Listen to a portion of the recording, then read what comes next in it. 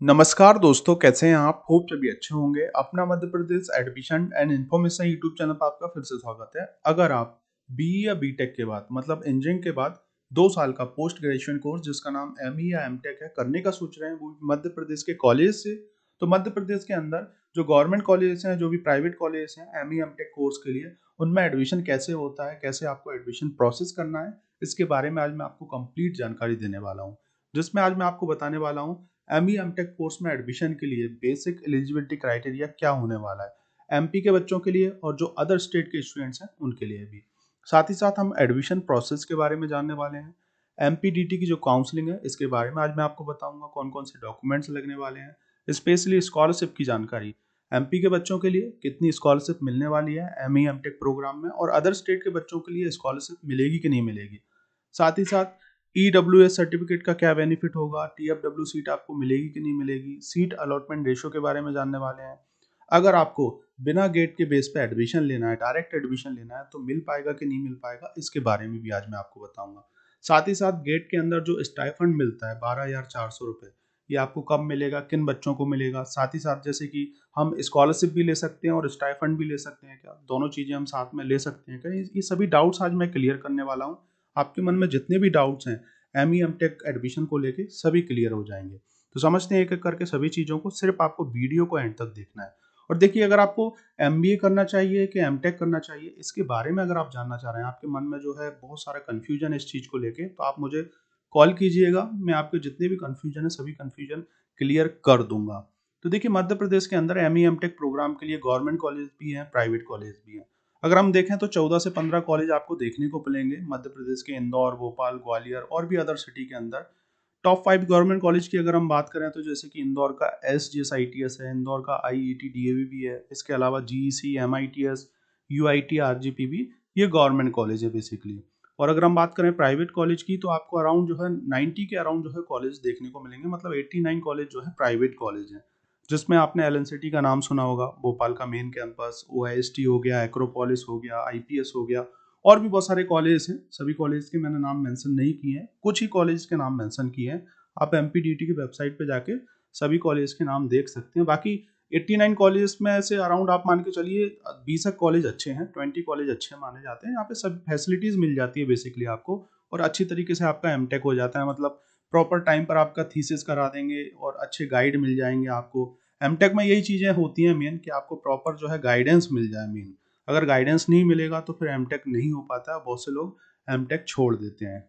और ये जो कॉलेज हैं बेसिकली आरजीपीवी से मान्यता प्राप्त हैं। तो आरजीपीवी आप जानते ही होंगे, आपने बीटेक कर रखा है, तो मध्य प्रदेश स्टेट की एकमात्र टेक्निकल यूनिवर्सिटी है और अच्छा है बेसिकली। आरजीपीवी एफिलेटेड, अगर आप कॉलेज से एमई एमटेक करते हैं तो अच्छा है। अब देखिए, ये सभी चीज़ें पूरा डिटेल में समझने वाले हैं। उससे पहले मैं आपसे रिक्वेस्ट करूंगा, अगर आपने अभी तक इस यूट्यूब चैनल को सब्सक्राइब नहीं किया है तो इससे आप जरूर जुड़ जाएं, क्योंकि जैसे ही एमई एमटेक प्रोग्राम में एडमिशन के लिए जो काउंसलिंग चालू होगी, उसके रिगार्डिंग आपको ए टू जेड अपडेट मिलने वाला है। इसके अलावा आपको फीस स्ट्रक्चर की जानकारी, स्कॉलरशिप की जानकारी, स्टाइफंड की जानकारी, कॉलेज के रिव्यू, और बहुत सारी चीज़ें आपको मिलने वाली है। एमटेक के बाद भी जो है आपको क्या क्या करियर अपॉर्चुनिटी है, टीचिंग को लेके, नॉन टीचिंग को लेकर, इंडस्ट्री को लेकर, ये सब चीज़ें आपको मिलती रहेंगी। एक अच्छा रिज्यूम कैसे होना है, तो जुड़ जाइए इस यूट्यूब चैनल से और प्लीज़ सपोर्ट करें, लाइक करें, सब्सक्राइब करना ना भूलें। मेरा नाम प्रोफेसर अतुल धाकड़ है। मैं खुद मध्य प्रदेश के इंदौर शहर में प्रोफेसर हूँ, 14 साल से टीचिंग में हूँ, और मैंने भी बीटेक कर रखा है, एमटेक ऑनर्स के साथ है, पीएचडी रनिंग में है, ऑलमोस्ट फाइनल होने वाला है। तो इस ट्रस्ट के साथ आप मेरे साथ जुड़ सकते हैं। आपकी कुछ भी क्वेरी है एमई एमटेक प्रोग्राम को लेके, तो आप मुझे व्हाट्सएप पर मैसेज कीजिएगा, मैं आपको रिप्लाई जरूर करूंगा। भले एक दिन बाद रिप्लाई करूं, लेकिन आपका जो भी क्वेश्चन होगा उसका आंसर जरूर करूंगा। तो समझते हैं एक एक करके। सबसे पहले हम स्टार्ट करेंगे बेसिक एलिजिबिलिटी क्राइटेरिया क्या है एमई एमटेक कोर्स में एडमिशन को लेके मध्य प्रदेश के कॉलेजेस में। तो देखिए, आपके पास बीई या बीटेक की डिग्री होना चाहिए, किसी भी ब्रांच में है, जिस ब्रांच में आप जाना चाह रहे हैं उसमें जो है आपको 50% होना चाहिए काउंसलिंग में पार्टिसिपेट करने के लिए। मध्य प्रदेश के अंदर जो एमपीडीटी की काउंसलिंग होती है, इसका फॉर्म फिल करना है, तो आपको जो है बीई बीटेक में मिनिमम 50% होना चाहिए। ये जनरल कैटेगरी वाले बच्चों के लिए, और अदर स्टेट के जो बच्चे अप्लाई करते हैं उन लोगों के लिए भी यही है। इसके अलावा अगर जो एमपी के मूल निवासी हैं, ओबीसी, एससी एसटी कैटेगरी के हैं, तो उनके लिए जो है 5% का रिलैक्सेशन मिलेगा। मतलब 45 पे भी जो है आप काउंसलिंग में पार्टिसिपेट कर सकते हैं। ये परसेंटेज है बेसिकली, मतलब आपका इतना टोटल परसेंटेज होना चाहिए। अब आपका सीजीपी है, एसजीपी है, उसको आप निकाल लें और परसेंटेज में कन्वर्ट कर लें। अब देखिए, अगर हम बात करें आपको जैसे कि कॉलेज में एडमिशन लेना है, तो गेट जो एग्ज़ाम होता है, इसके थ्रू जो है आपको फर्स्ट प्रायोरिटी दी जाएगी एडमिशन के लिए। नॉन गेट से भी एडमिशन होता है और गेट से भी एडमिशन होता है। लेकिन जो टॉप कॉलेज हैं, गवर्नमेंट कॉलेज में अगर हम बात करें, जो टॉप कॉलेज हैं, जो टॉप ब्रांच की अगर हम बात करें, तो वहाँ पर सबसे पहले सीटें गेट के बेस पे भर जाती हैं। लेकिन हर कोई गेट एग्ज़ाम दे, हर कोई गेट एग्ज़ाम निकाले, ये भी पॉसिबल नहीं है।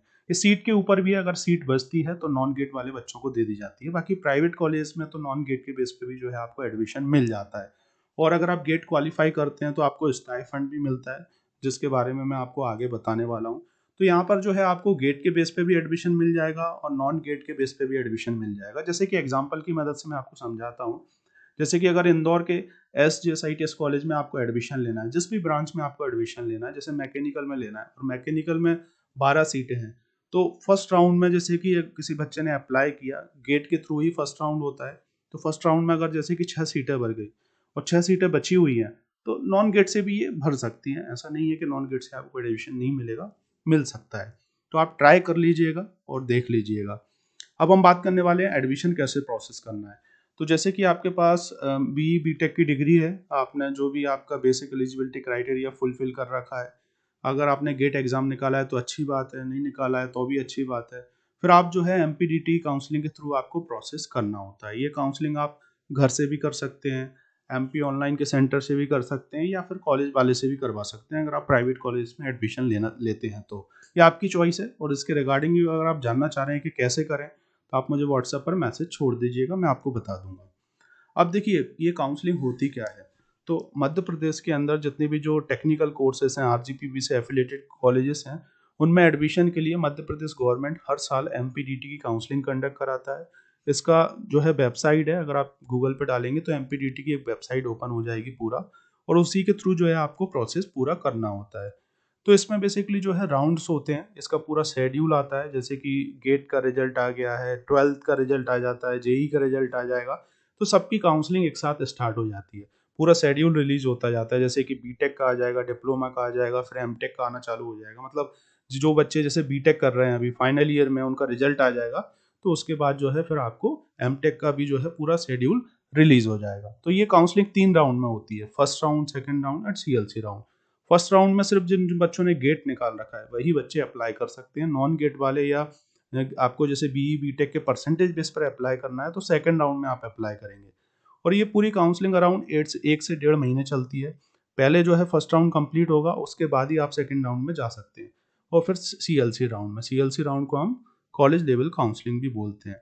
तो फर्स्ट राउंड में करना क्या होता है, आपको जैसे कि ऑनलाइन फॉर्म फिल करना होता है। इसमें जो है आपको जैसे कि रजिस्ट्रेशन करना होगा, एक आपका आईडी पासवर्ड बन जाएगा। फिर उसके बाद जो है आपको चॉइस फिलिंग करना होते हैं, मिनिमम 10 कॉलेज डालना है, मैक्सिमम आप कितने भी कॉलेज डाल सकते हैं। इसके लिए MPDT जो है आपको चार्जेस लेता है, अराउंड 1500 समथिंग आपको चार्जेस लगेगा, और ऑनलाइन ही जो है ये चार्जेस आपको पे करना होता है। फिर इसके बाद जो है आपकी एक मेरिट लिस्ट उठती है। फर्स्ट राउंड में जा रहे हैं तो गेट के बेस पे होगी, सेकंड राउंड में जाएंगे तो प्रायोरिटी फर्स्ट जो है गेट वाले को दी जाएगी। जैसे कि एक एग्जांपल की मदद से और मैं आपको समझाता हूँ। आप किसी भी कॉलेज के लिए अप्लाई कर रहे हैं, ठीक है, जैसे कि आप DAVB के लिए अप्लाई कर रहे हैं, IIT DAV के लिए, और आपने अप्लाई किया, एक बच्चे ने अप्लाई किया जिसके पास गेट नहीं है, और एक ने अप्लाई किया जिसके पास गेट है, तो प्रायोरिटी सबसे पहले जिसने गेट निकाल रखा है उसको सीट पहले अलॉट होगी। हाँ, बच जाती है तो फिर नॉन गेट वाले को भी मिलेगी, मतलब BE BTech के परसेंटेज बेस पर। अब हम बात करेंगे, जैसे कि अगर आपको कॉलेज मिल गया, उसके बाद आपको रिपोर्टिंग करना है, फीस जमा करनी है और डॉक्यूमेंट सबमिट करना है। और अगर आप प्राइवेट कॉलेज में एडमिशन लेते हैं तो फिर आप डायरेक्ट उन्हीं से काउंसलिंग करा सकते हैं, डॉक्यूमेंट्स देके, पैसा देके। ये आप कॉलेज में जाके बात कर लीजिएगा। प्राइवेट कॉलेज की अगर मैं बात करूँ, गवर्नमेंट कॉलेज में तो आपको बाहर से ही काउंसलिंग करना पड़ेगी, और प्राइवेट कॉलेज में भी वो लोग MPDT की जो पूरी प्रोसेस होती है, ये सब चीज़ें तो करेंगे ही, है ना। तो अब हम बात करते हैं डॉक्यूमेंट्स कौन कौन से लगने वाले हैं। तो डॉक्यूमेंट्स में आपको, अगर आपने गेट दे रखा है, अगर ये क्वालिफाई कर रखा है, तो इसका स्कोर कार्ड लगेगा। इसके अलावा 10th-12th की मार्कशीट आपको लगने वाली है। देखिए, गेट जो है क्वालिफाई करना ज़रूरी है।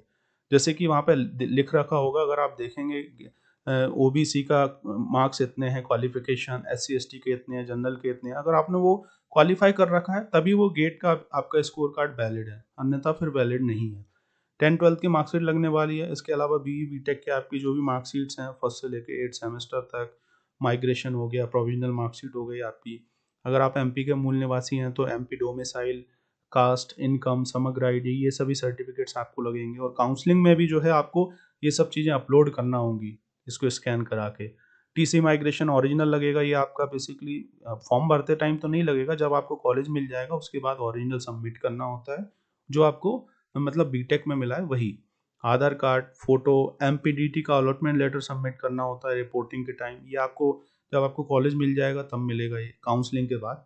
तो कुछ डॉक्यूमेंट्स में आपको रोल नंबर लगेगा, 12th की मार्कशीट लगेगी आपकी, मतलब उसकी मार्क्स वगैरह लगने वाले हैं, और बहुत सारी चीज़ें आपको अपलोड भी करना होंगी एट द टाइम ऑफ जब आप रजिस्ट्रेशन करेंगे एमपीडीटी का। और बाकी रिपोर्टिंग के टाइम सबके फोटोकॉपी और कुछ डॉक्यूमेंट्स आपको ओरिजिनल जमा करना है। तो होप आप डॉक्यूमेंट्स के बारे में अच्छे से जान पाए होंगे। डॉक्यूमेंट्स आप पहले से ही तैयार कर लें, इनकी सभी की फोटोकॉपी करा लें। टीसी माइग्रेशन का भी आप स्कैन करा के रखें अपने पास, और इसकी फोटोकॉपी ज़रूर करा लें, क्योंकि टीसी माइग्रेशन जमा हो जाती है और उसके बाद आपको मिलती नहीं है।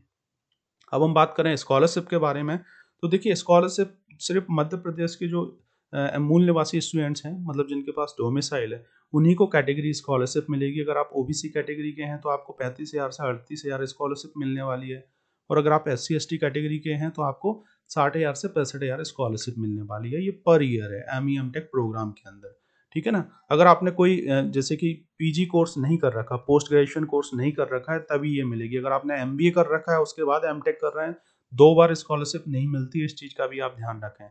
और स्कॉलरशिप जब ही मिलेगी जब आपका एडमिशन हो जाएगा, उसके बाद आप जो है आपको एमपी टास्क पोर्टल के थ्रू, और कॉलेज वाले आपको बताएंगे उसके थ्रू, जो है आपको जो स्कॉलरशिप डिपार्टमेंट का पोर्टल है उस पर आपको अप्लाई करना होगा। आप ही के अकाउंट में स्कॉलरशिप आती है। और जो एससी एसटी कैटेगरी के बच्चे हैं उनको आवास का भी कुछ अलग से मिल जाता है। ये आप पूछ लीजिएगा आपके कॉलेज में कितना क्या अमाउंट मिलता है। तो अदर स्टेट के बच्चों की जो है कैटेगरी स्कॉलरशिप नहीं मिलेगी। अब हम बात करें स्टाइफंड की, तो अगर आपने गेट क्वालिफाई कर रखा है तो आपको जो है 12,400 रुपये स्टाइफंड मिलता है। ये प्राइवेट कॉलेज में भी मिलेगा, गवर्नमेंट कॉलेज में भी मिलेगा। अब देखिए आप स्कॉलरशिप, जो बच्चे एमपी के मूल निवासी हैं उनको कैटेगरी की स्कॉलरशिप ले रहे हैं तो स्टाइफंड नहीं मिलेगा, स्टाइफंड ले रहे हैं तो कैटेगरी की स्कॉलरशिप नहीं मिलेगी, कोई भी एक चीज़ मिलेगी। और जो अदर स्टेट के बच्चे हैं उनको स्टाइफंड जरूर मिल जाएगा। अगर आप प्राइवेट कॉलेज से भी करते हैं तो आपको स्टाइफंड मिल जाएगा 12,400 रुपये, ये मंथली जो है आपके अकाउंट में आता है। तो होप आप स्कॉलरशिप के बारे में जान पाए होंगे, स्टाइफंड के बारे में आप जान पाए होंगे। और अब हम बात करने वाले हैं ईडब्ल्यूएस स्कीम या सीट्स के बारे में। एक सर्टिफिकेट होता है, ये जनरल कैटेगरी वाले बच्चे बनवा सकते हैं, और ये 1 साल के लिए वैलिड होता है। तो इसमें जो जिन जिन फादर, मतलब जिनके स्टूडेंट्स जो भी हैं उनके फादर की इनकम 8 लाख से कम है, वो इसे आसानी से बनवा सकते हैं इस सर्टिफिकेट को, जनरल कैटेगरी वाले बच्चे। और इसमें 10% सीटें आपको एक्स्ट्रा मिल जाती हैं किसी भी कॉलेज में एमटेक प्रोग्राम के लिए, तो उसके लिए आप अप्लाई कर सकते हो, एलिजिबल हो जाते हो, और आपके चांसेस होते हैं कि आपको सीट मिल जाए।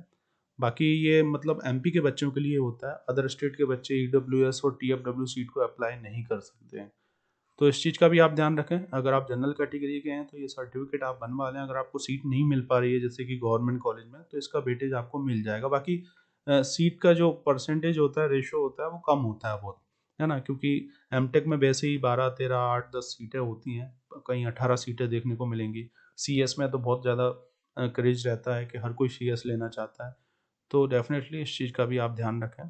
तो और सीट अलॉटमेंट रेशो की अगर हम बात करें तो यहाँ पर एमपी के बच्चों के लिए जो है, जिनके पास एमपी का डोमिसाइल है, 90% सीटें हैं। अदर स्टेट के बच्चों के लिए 5% सीटें हैं। एनआरआई कोटे जो है, अदर आउट ऑफ इंडिया वाले बच्चों के लिए 5% सीटें हैं। तो इस टाइप से जो है सीट का डिवाइडेशन है। और जो एमपी के बच्चे हैं जिनके पास एमपी का मूल निवासी है, एससी कैटेगरी के हैं, उनके लिए 16% सीटें हैं। एसटी वालों के लिए 20% सीटें हैं। ओबीसी वालों के लिए 14% सीटें। इस टाइप से जो है कैटेगरी की सीट भी डिवाइड है। हर एक स्टेट में सेम ये ऐसे ही होता है। जो स्टेट के एफिलेटेड कॉलेजेस होते हैं, मतलब टेक्निकल कॉलेज जो होते हैं, मध्य प्रदेश स्टेट की टेक्निकल यूनिवर्सिटी आरजीपी भी है, तो इससे एफिलेटेड बहुत सारे कॉलेज हैं, तो उनमें एडमिशन का रेशो जो है यही है, सीट अलॉटमेंट का रेशो। तो अब हम बात करने वाले हैं कि क्या आप नॉन गेट के बेस पे एडमिशन ले सकते हैं। जी ले सकते हैं आप एडमिशन, गवर्नमेंट कॉलेज में भी ले सकते हैं, प्राइवेट कॉलेज में भी ले सकते हैं। सीट की अवेलेबिलिटी के ऊपर ये चीज़ें होती हैं। बाकी प्राइवेट कॉलेज में तो आपको एडमिशन मिल जाएगा विदाउट गेट के थ्रू, ये चीज़ आप ध्यान रखें, है ना। तो आप दोनों में ले सकते हैं। बाकी आप ट्राई करें और देखें कि मिलेगा कि नहीं मिलेगा। अगर जैसे कि फर्स्ट राउंड में गेट के बेस पे ही सीट भर गए तो फिर आप प्राइवेट कॉलेज में ही ले पाएंगे एडमिशन। तो मैं वही चीज़ बता रहा हूँ, अगर सीट बचती है तो मिल जाएगा, नहीं बचती है तो फिर आपको जो है प्राइवेट कॉलेज आपके पास ऑप्शन होता है, वहाँ पे भी आपको स्टाइपेंड मिल जाएगा, स्कॉलरशिप मिल जाएगी, आप एम टेक कर सकते हैं। और एम टेक ऐसे कॉलेज से करें वहाँ पे देखें कि रिसोर्सेस हैं कि नहीं, आपको पेपर पब्लिकेशन को लेके आपको थीसिस अच्छे से करवाएंगे कि नहीं, ये तमाम चीज़ें होना चाहिए। तो होप आप इस वीडियो के माध्यम से एम टेक प्रोग्राम के बारे में जान पाए होगे, एडमिशन के बारे में जान पाए होगे मध्य प्रदेश के कॉलेज में। आगे भी आपको बहुत सारे वीडियो मिलते रहेंगे। ये वीडियो अच्छा लगे तो इस वीडियो को लाइक ज़रूर कीजिएगा, सब्सक्राइब करना ना भूलें। Thank you for watching this video.